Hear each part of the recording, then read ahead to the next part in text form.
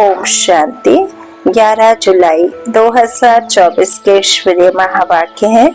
आज की मधुर मुरली का सार है। मीठे मीठे प्यारे प्यारे श्री बाबा ने कहा, मीठे बच्चे सुन्न अवस्था अर्थात अशरीरी बनने का अभी समय है। इसी अवस्था में रहने का अभ्यास करो।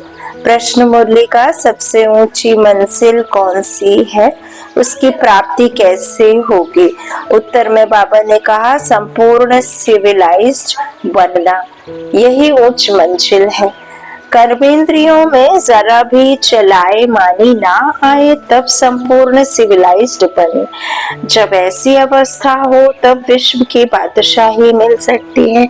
गायन भी है, चढ़े तो चाखे, अर्थात राजाओं का राजा बने, नहीं तो प्रजा। अब जांच करो मेरी वृत्ति कैसी है, कोई भी भूल तो नहीं होती है। ओम शांति। आत्माभिमानी हो बैठना है। बाप बच्चों को समझाते हैं कि अपने को आत्मा समझो। अब बाबा ऑलराउंडर से पूछते हैं, सतयुग में आत्माभिमानी होते हैं या देह अभिमानी?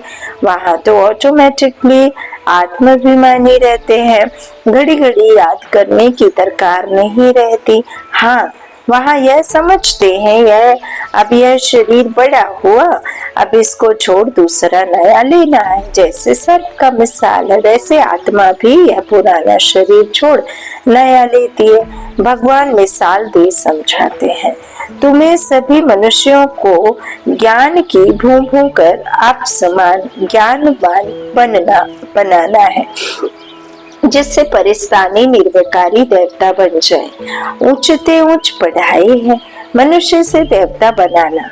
गायन भी है ना, मनुष्य को देवता किए। किसने किया? देवताओं ने नहीं किया, भगवान ही मनुष्यों को देवता बनाते हैं। मनुष्य इन बातों को जानते नहीं। तुमसे सब जगह पूछते हैं, आपकी एम ऑब्जेक्ट क्या है? तो क्यों नहीं एम ऑब्जेक्ट की लिखत का छोटा पर्चा छपा हुआ हो?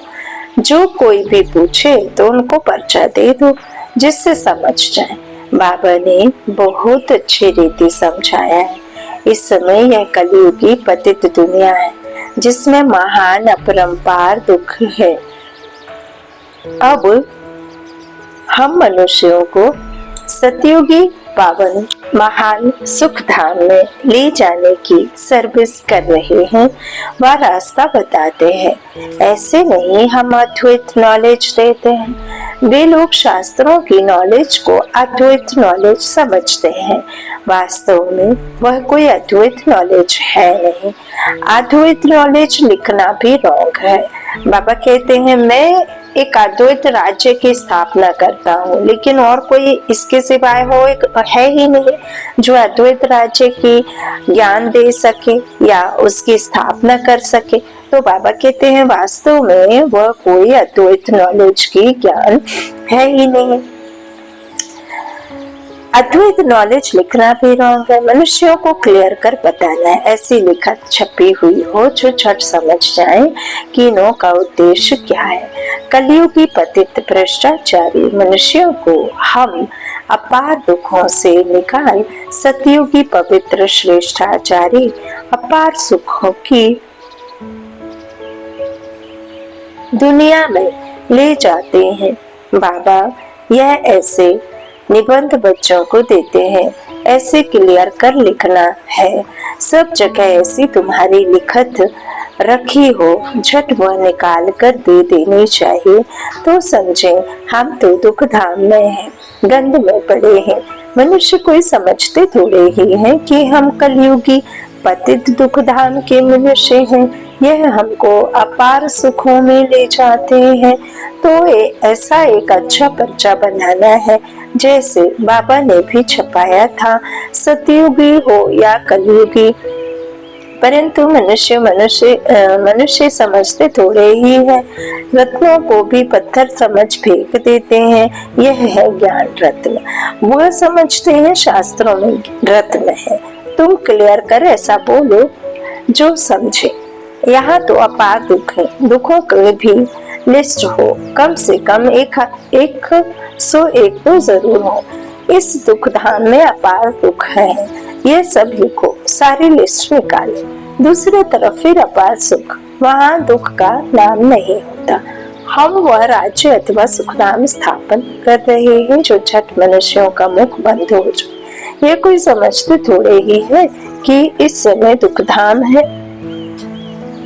बाबा कहते हैं थोड़े, वो सब तो समझते हैं यह समय तो दुखधाम है, लेकिन इसको तो वह स्वर्ग समझ बैठे। बड़े बड़े महल, नए नए मंदिर आदि बनाते रहते हैं। यह थोड़े ही जानते हैं कि यह सब खत्म हो जाने। पैसे दोनों को बहुत मिलते हैं रिश्वत के। बाप ने समझाया है यह सब है माया का, साइंस का घमंड। मोटरें, एरोप्लेन आदि यह सब माया का शो है। यह भी कायदा है, जब बाप स्वर्ग की स्थापना करते हैं तो माया भी अपना भक्का दिखाती है। इसको कहा जाता है माया का पाप। अब तुम बच्चे सारे विश्व में शांति स्थापन कर रहे हो। अगर माया की कहाँ प्रविष्टता हो जाती है तो बच्चों को अंदर खाता है। जब कोई किसके नाम रूप में फंस पड़ते हैं तो बाप समझाते हैं यह क्रिमिनलाइज्ड है। कलयुग में है क्रिमिनलाइजेशन, सतयुग में है सिविलाइजेशन। तो बाबा कहते कलयुग और सतयुग में बहुत फर्क है। इन देवताओं के आगे सब माथा टेकते हैं। आप निर्विकारी, हम विकारी, इसलिए बाप कहते हैं हर एक अपनी अवस्था को देखे। बड़े बड़े अच्छे महारथी अपने को देखिए, हमारी बुद्धि किसके नाम रूप में जाती तो नहीं। फलानी बहुत अच्छी है, यह करें, कुछ अंदर में आता है, यह तो बाबा जानते हैं। इस समय संपूर्ण सिविलाइज्ड कोई है नहीं। जरा भी चलाए मानी ना आए, बहुत मेहनत है। कोई बिरले ऐसे होते हैं आंखें कुछ ना कुछ धोखा जरूर देती हैं। ड्रामा किसकी सिविलाइज्ड जल्दी नहीं बनाएगा। खूब पुरुषार्थ कर अपनी जांच करनी है, कहाँ हमारी आंखें धोखा तो नहीं देती हैं। विश्व का मालिक बनना बड़ी ऊंच मंजिल है। चढ़े तो चाखे, अर्थात राजाओं का राजा बनते, गिरे तो प्रजा में चले जाएंगे। आजकल तो कहेंगे भिखारी जमाना है। बल कितने बड़े आदमी हैं, समझो क्वीन है, उनके अंदर भी डर रहता होगा कि कहाँ कोई हमें उड़ाना दे। हर एक मनुष्य में अशांति है। कोई कोई बच्चे भी कितनी अशांति फैलाते हैं। तुम शांति स्थापन कर रहे हो तो पहले तो खुद शांति में रहो, तब दूसरे में भी वह बल भरे। वहाँ तो बड़ा शांति का राज्य चलता है। आंखें सिविल बन जाती हैं तो बाप कहते हैं अपनी जांच करो, आज मुझ आत्मा की वृत्ति कैसी रही। इसमें बहुत मेहनत है, अपनी संभाल रखनी है। बेहद के बाप को भी सच कभी नहीं बताते हैं। कदम कदम पर भूलें होती रहती हैं। थोड़ा भी उस क्रिमिनल दृष्टि से देखा, भूल हुई फौरन नोट करो। 10-20 भूलें तो रोज करते ही होंगे जब तक अभूल बने, परंतु सच कोई बताते थोड़े ही है। देह अभिमानी से कुछ न कुछ पाप जरूर होगा, वह अंदर खाता रहेगा। कई तो समझते ही नहीं कि भूल किसको कहते हैं। जानवर समझते हैं क्या? तुम भी इस ज्ञान के पहले बंदर बुद्धि थे। अब कोई 50%, कोई 10%, कोई कितना चेंज होते जाते हैं। यह आंखें तो बहुत धोखा देने वाली हैं। सबसे तीखी हैं आंखें जो धोखा देती हैं। बाप कहते हैं तुम आत्मा शरीर ही आई थी, शरीर नहीं था, है ना। शरीर तो हमें माँ के गर्भ में मिलता है, और माँ के गर्भ में 5-6 महीने का जब शरीर तैयार हो जाता है तब फिर आत्मा आती है। तो आत्मा कहाँ से आती है? वो परम धाम की रहने वाली है। तो परमात्मा कहते हैं कि आत्मा नंगी आती है ना, और शरीर ही आती है, वैसे ही जाएगी। शरीर जहाँ लेती है शरीर को वहाँ ही छोड़ना पड़ता है। तो बाबा कहते हैं आत्मा अशरीर ही आई थी, शरीर नहीं था। क्या अभी तुमको पता है कि दूसरा कौन सा शरीर लेंगे, किस संबंध में जाएंगे, किसके घर जाएंगे, कौन से माता पिता होंगे, मालूम नहीं पड़ता। गर्भ में शून्य ही शून्य रहते हैं। आत्मा बिल्कुल ही शून्य हो जाती है। जब शरीर बड़ा हो तब पता पड़े तो तुमको ऐसा बनकर जाना है। बस यह पुराना शरीर छोड़कर हमको जाना है। फिर जब शरीर लेंगे तो स्वर्ग में अपना पाठ बजाएंगे। जाएंगे। सुन्न होने का भी समय है। बल आत्मा संस्कार ले जाती है। जब शरीर बड़ा होता है तब संस्कार इमर्स होते हैं। अभी तुमको घर जाना है, इसलिए पुरानी दुनिया का, इस शरीर का भान उड़ा देना है, कुछ भी याद ना रहे। परहेज बहुत रखना है, जो अंदर में होगा वही बाहर निकलेगा। शिव बाबा के अंदर में भी ज्ञान है, मेरा भी पाठ है। मेरे लिए ये कहते हैं ज्ञान का सागर। महिमा गाते हैं, अर्थ कुछ नहीं जानते। अभी तुम अर्थ सहित जानते हो, बाकी आत्मा की बुद्धि ऐसी बर्थ नौचे पैनी हो जाती है। अब बाप कितना बुद्धिमान बनाते हैं। मनुष्यों के पास तो करोड़ पद्म है, यह माया का पंप है ना। साइंस में जो अपने काम की चीजें हैं वह वहां भी होंगी ना, तो कैसे होंगे? बाबा कहते हैं साइंस वाले जो साइंटिस्ट हैं या जो जिनकी आत्मा में वो संस्कार है, तो वो संस्कार फिर वहां जाके इमर्स भी होंगे, तो वह बनाने वाले वहां भी जाएंगे, राजा तो नहीं बनेंगे। यह लोग पिछाड़ी में तुम्हारे पास आएंगे, फिर औरों को भी सिखाएंगे। एक बाप से तुम कितने सीखते हो, एक बाप ही दुनिया को क्या से क्या बना देते हैं। इन्वेंशन हमेशा एक निकालते हैं फिर फैलाते हैं। बॉम्ब्स बनाने वाला भी पहले एक था, समझा इनसे दुनिया विनाश हो जाएगी, फिर और बनाते गए। वहां भी साइंस तो चाहिए ना, टाइम पड़ा है, सीख कर होशियार हो जाएंगे। बाप की पहचान मिल गई, फिर स्वर्ग में आकर नौकर चाकर बनेंगे। वहां सब सुख की बातें होती हैं, जो सुख धाम में था वह फिर होगा। वहाँ कोई रोग दुख की बात नहीं, यहाँ तो अपरंपार दुख है, वहाँ अपरंपार सुख है।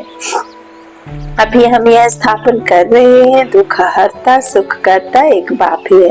पहले तो खुद की भी ऐसी अवस्था चाहिए, सिर्फ पंडिताई नहीं चाहिए। ऐसी एक पंडित की कथा है, बोला राम नाम कहने से पार हो जाएंगे। यह इस समय की बात है। तुम बाप की याद में विषय सागर से शिव सागर में चले जाते हो। यहाँ तुम बच्चों की अवस्था बड़ी अच्छी चाहिए। योग बल नहीं है, क्रिमिनलाइज है, तो उनका तीर लग नहीं सकता। आंख ऐसे गिर चाहिए, बाप की याद में रहे, किसको ज्ञान देंगे तो तीर लग जाएगा। ज्ञान तलवार में योग का जौहर चाहिए। नॉलेज से धन की कमाई होती है, ताकत है याद की।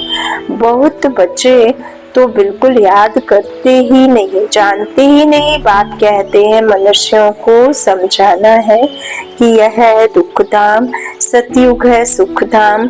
कलयुग में सुख का नाम नहीं, अगर है भी तो भी काकविष्टा के समान है। सतयुग में तो अपार सुख है। मनुष्य अर्थ नहीं समझते, मुक्ति के लिए ही माथा मारते रहते हैं। जीवन मुक्ति को तो बाबा कहते कोई जानते ही नहीं, तो ज्ञान भी दे कैसे सकते। वह आते ही है रजो प्रधान समय में, वह फिर राजयोग कैसे सिखलाएंगे। यहाँ तो सुख है कागविष्टा समान, राजयोग से क्या हुआ था यह भी नहीं जानते। तुम बच्चे जानते हो, यह भी सब ड्रामा चल रहा है। अखबार में भी तुम्हारी निंदा लिखते हैं। यह तो होना ही है। अबलाओं पर किस्म किस्म के सितम आते हैं। दुनिया में अनेक दुख है। अभी कोई सुख है थोड़े ही, बल्कि कितना बड़ा साहूकार बीमार हुआ, अंधा हुआ तो दुख तो होता है ना। दुखों की लिस्ट में सब लिखो। रावण राज्य कलयुग के अंत में यह सब बातें हैं। सतयुग में दुख की एक भी बात नहीं होती, ना कोई लंगड़ा, ना कोई लूला, ना अंधा, ना कोई भूखा, ना कोई प्यासा, ना कोई अबला नारी, ना कोई किसी प्रकार की किसी भी अशांति, दुख, परेशानी, कुछ भी अप्राप्ति नहीं, कोई अप्राप्त वस्तु नहीं। वो है सुख की दुनिया। तो बाबा कहते हैं सतयुग में ऐसी एक भी बात नहीं होगी दुख की। सतयुग तो होकर गया है ना, तो अभी है संगम युग। बाप भी संगम पर ही आते हैं। अभी तुम जानते हो 5000 वर्ष में हम क्या क्या जन्म लेते हैं, कैसे सुख से फिर दुख में आते हैं। जिनको सारा ज्ञान बुद्धि में है, धारणा है, वह समझ सकते हैं। बाप तुम बच्चों की झोली भरते हैं। बाबा कहते हैं गायन भी है धन दिए धन ना खुटे। अभी ज्ञान धन की बात बाबा करते हैं, जितना आप खर्चोगे उतना आपके पास में ये इकट्ठा होगा। धन दान नहीं करते हैं तो गोया उनके पास है ही नहीं, तो फिर मिलेगा भी नहीं। हिसाब है ना, देते ही नहीं तो मिलेगा कहाँ से। और दाता देता ही देने के लिए, दाता उन्हीं को देता है जो दूसरों को देना जानते हैं, है ना। तो बाबा कहते हैं फिर दोगे नहीं तो कैसे बढ़ेगा, तो फिर मिलेगा भी नहीं, हिसाब है ना। बाबा कहते हैं वृद्धि कहाँ से होगी जब दोगे नहीं। तो यह सब है अविनाशी ज्ञान रख। नंबरवार तो है, नंबरवार तो हर बात में होते हैं ना। यह भी तुम्हारी रूहानी सेना है। कोई रूह जाकर ऊंच पद पाएगी, कोई रूह प्रजापद पाएगी, जैसे कल पहले पाया था। अच्छा मीठे मीठे सिकिलधे बच्चों प्रति माता पिता बाप दादा का याद प्यार और गुड मॉर्निंग। रूहानी बाप की रूहानी बच्चों को नमस्ते। हम रूहानी बच्चों की रूहानी माता पिता बाप दादा को याद प्यार और गुड मॉर्निंग। शुक्रिया बाबा, शुक्रिया। धारणा के लिए मुख्य सार। पहला बाबा ने कहा अपनी संभाल करने के लिए कदम कदम पर जांच करनी है। आज मुझ आत्मा की वृत्ति कैसी रही, बा आंखें सिविल रही, सा देह अभिमान वश कौन सा पाप हुआ। दूसरा, बुद्धि में अविनाशी ज्ञान धन धारण कर फिर दान करना है। ज्ञान तलवार में याद का जौहर जरूर भरना है। वरदान, सत्यता की अथॉरिटी को धारण कर सर्व को आकर्षित करने वाले निर्भय और विजयी भव। आप बच्चे सत्यता की शक्तिशाली श्रेष्ठ आत्माएं हो। सत्य ज्ञान, सत्य पाप, सत्य प्राप्ति, सत्य याग, सत्य गुण, सत्य शक्तियां सब प्राप्त। इतनी बड़ी अथॉरिटी का नशा रहे तो यह सत्यता की अथॉरिटी हर आत्मा को आकर्षित करती रहेगी। झूठ खंड में भी ऐसी सत्यता की शक्ति वाले विजयी बनते हैं। सत्यता की प्राप्ति खुशी और निर्भयता है। सत्य बोलने वाला निर्भय होगा, उनको कभी भय नहीं हो सकता। स्लोगन, वायुमंडल को परिवर्तन करने का साधन है पॉजिटिव संकल्प और शक्तिशाली वृत्ति। वायुमंडल को परिवर्तन करने का साधन है पॉजिटिव संकल्प और शक्तिशाली वृत्ति। अच्छा, ओम शांति।